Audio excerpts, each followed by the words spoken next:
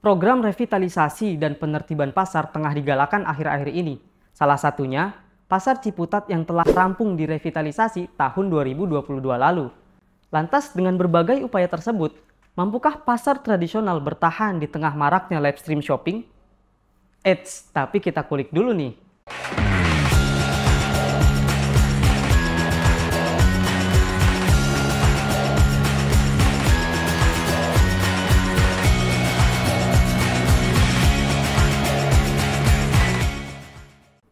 Dalam revitalisasi tersebut tentu ada saja benturan yang tak dapat dielakkan. Misalnya, beberapa pedagang yang ditertibkan berjualan di dalam pasar mengalami kecemburuan sosial terhadap pedagang yang masih berjualan di pinggir jalan. Kita kemarin demo waktu bulan kemarin ya, kita demo tanggal bulan Februari, saya lupa tanggalnya. Ditemui sama Pak Asda, Disperindak dan jajarannya. Kami meminta supaya pedagang yang di luar itu ditertibkan masuk ke dalam supaya yang di dalam ini ramai. Kalau seandainya tidak ditertibkan ya kami yang keluar. Permintaan kami itu saja. Ternyata dipenuhi, mereka masuk. Kan sekarang udah habis. Selain benturan tersebut, tantangan keberlangsungan pasar tradisional juga datang dari maraknya live stream shopping.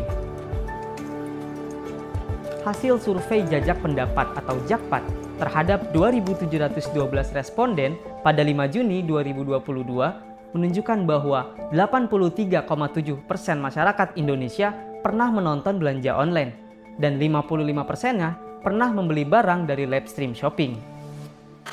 Pertama kali dipopulerkan di Cina pada 2019, live stream shopping merupakan kegiatan berbelanja melalui video secara langsung yang dibawakan oleh host secara daring dalam durasi tertentu, menggunakan platform media sosial maupun e-commerce yang saat ini banyak digemari berbagai kalangan.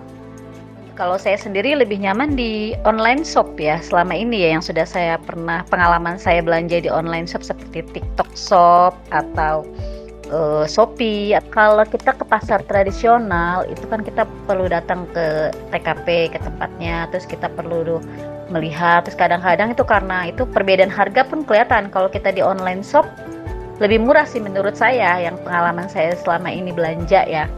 Menurut ahli ekonomi, Hafiz, adanya influencer menjadi salah satu alasan para konsumen lebih tertarik berbelanja melalui live stream shopping. Tambah lagi live streaming juga kadang kan ada influencer, gandeng influencer, bisa ketemu influencer favoritnya langsung misalnya. Terus ada kuis-kuis interaktif, ada kuis-kuis juga. Ini menjadi gimmick yang membuat masyarakat konsumen untuk belanja lewat live streaming. Karena dengan begitu kan muncul kepercayaan konsumen. Artinya konsumen menjadi lebih percaya untuk belanja lewat live streaming karena real time kan. Demi berjalan beriringannya modernisasi dan kesejahteraan para pedagang di pasar tradisional, pemerintah berupaya agar pasar tradisional tak mengalami ketertinggalan di era maraknya live stream shopping. Kira-kira apa ya upaya pemerintah dalam mewujudkannya? Kita akan mencoba digitalisasi pasar agar para pedagang itu memasarkan dagangannya bukan hanya tradisional, tetapi masuk ke dalam cara digitalisasi pasar, seperti mereka bisa masuk ke dalam Tokopedia ataupun yang berbau, atau mereka juga lewat Gojek. Jadi jangan hanya terpaku hanya menunggu pedagang, tetapi lebih untuk memasarkan dagangannya dalam bentuk digital, ya kan? Itu sudah kita coba, biarpun kendala juga banyak.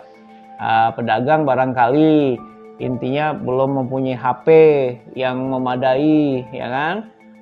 Oleh sebab itu kita terus memberikan sosialisasi yang ke mereka, kita bantu, dan kita juga sudah bantu sosialisasi dengan mendatangkan Bank Indonesia, ya kan, dengan Tokopedia, untuk supaya pedagang itu lebih memahami pentingnya cara berdagang lebih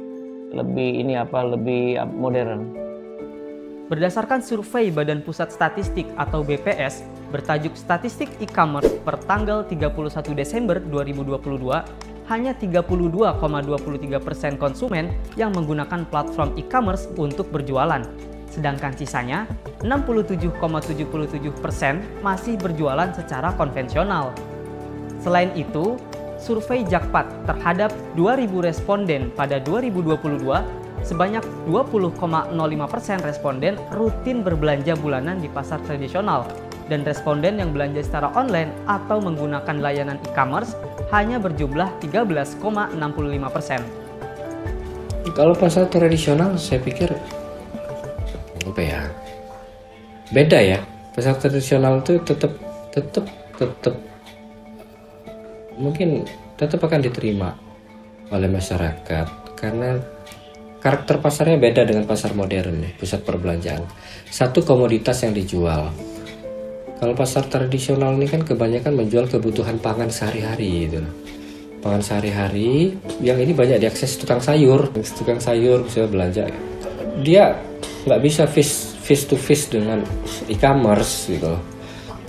Artinya eksistensi pasar-pasar tradisional yang kebanyakan toko-toko pedagang-pedagang sayur, toko-toko kelontong yang jual sembako, menurutku ini tetap akan eksis lah ya, artinya tetap akan mendapat tempat di hati konsumen karena keberadaannya memang tetap dibutuhkan untuk distribusi bahan sembako.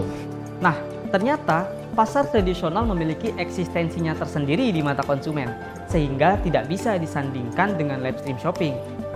Kalau kalian tetap tim pasar tradisional atau online saja supaya praktis?